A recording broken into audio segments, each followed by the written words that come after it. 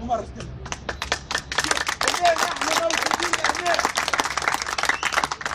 وانتم طلبه جايين من اجل العباد اللي تعميوا من سليانه.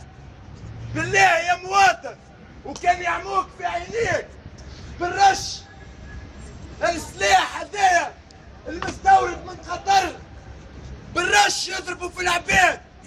هذه الدكتاتوريه جديده واوجاها الايامات، وتو تشوفوا شمعنتها الرش في لافيني اتولوا يضربوا بيه.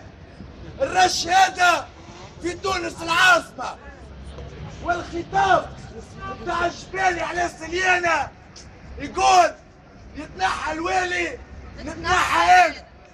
خطاب سياسي منحط نتاع بهاي، يعني يتنحى ولد اخته لا يخرج هو.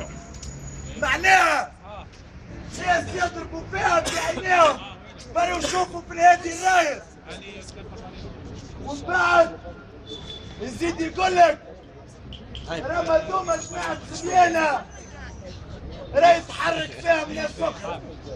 ما يعرفش اللي سليانة أفقر ولاية في تونس، ما يعرفوش اللي سليانة زوز ديار وكلب، ما يعرفوش اللي أكبر نسبة بطالة في سليانة اليوم.